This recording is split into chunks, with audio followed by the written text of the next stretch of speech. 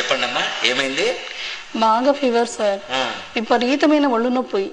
Age ఎంతమ్మా మీకు? Sir చెప్పలేను సార్. అయ్యో, అంత సిగ్గుపడతావేందమ్మా? మీ వయసే కదా అడిగినాను.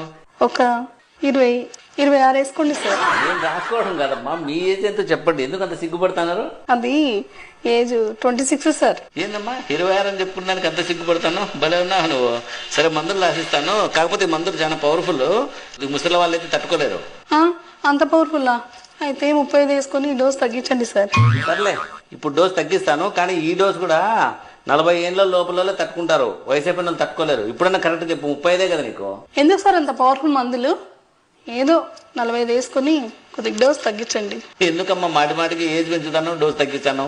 కరెక్ట్ ఏజ్ చెప్పు ఇప్పుడన్నా. Correct sir, last and final 50 రాసుకోండి. ఇంకా అంతకంటే పెంచలేను. రాసిస్తే రాసేయండి, మందులు లేకపోతే లేదు. ఏందమ్మా 50 ఏళ్ళ 26 అని చెప్పి బేరం మొదలు పెడుతుంది. భలే ఉన్నావు. వయసు రాయకండి.